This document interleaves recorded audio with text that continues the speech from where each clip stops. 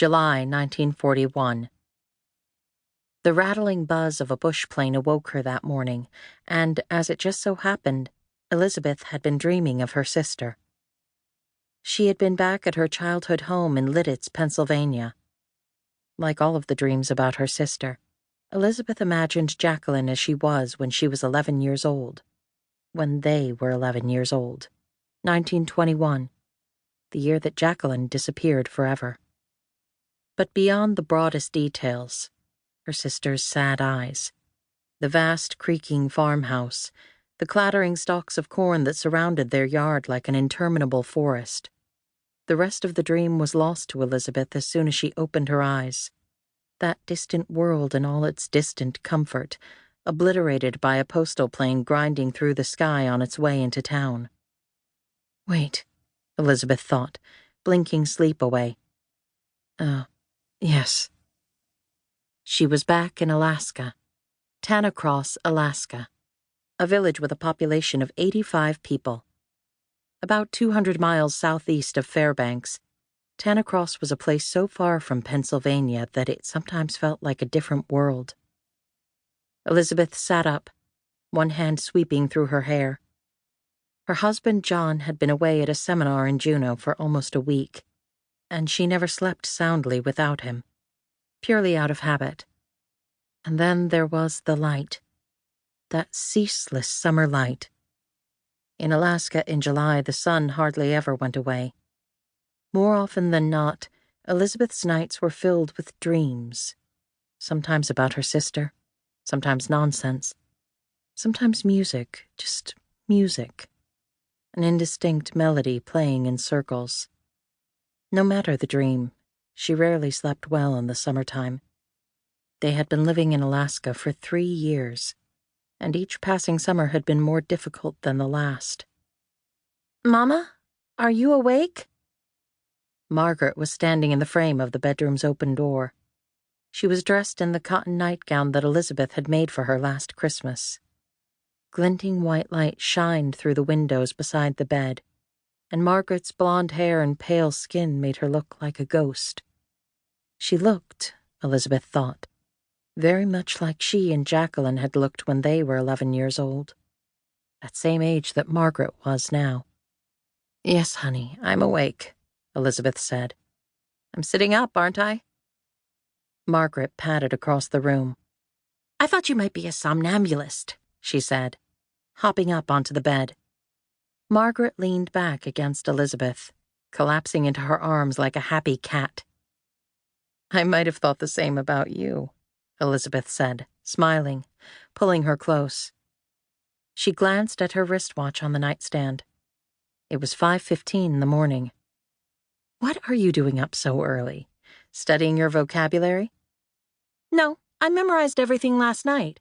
I've already—" Margaret paused, tugging at a loose button on her gown. "I've already learned all the requisite words."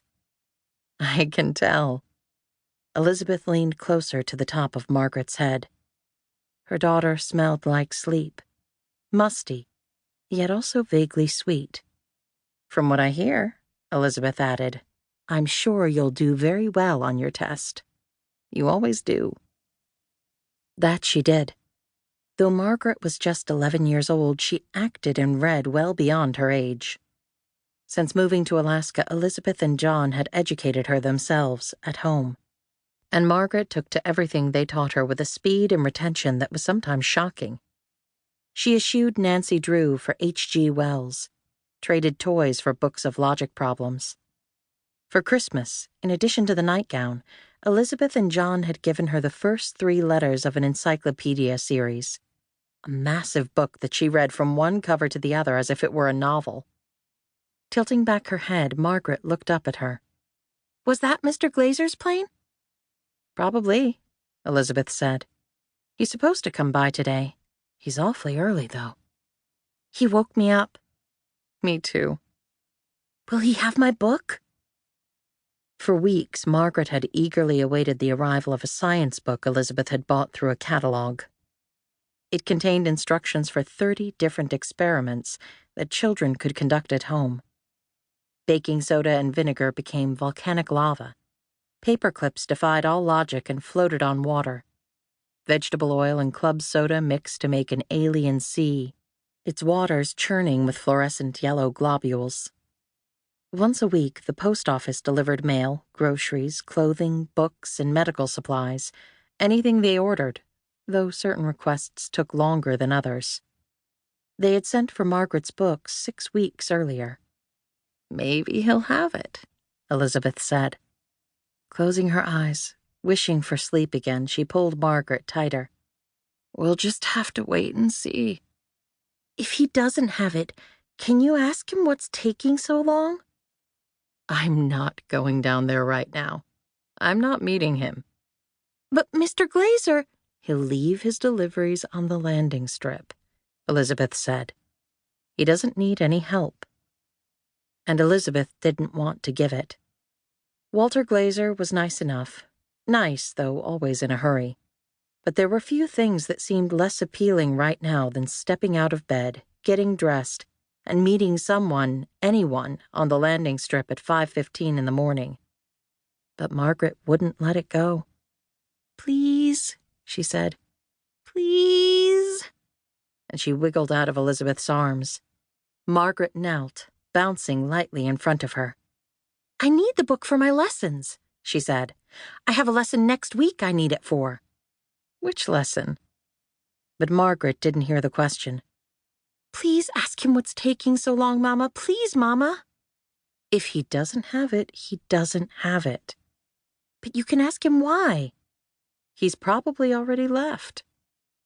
Margaret hopped off the bed and pulled a curtain aside from the nearest window.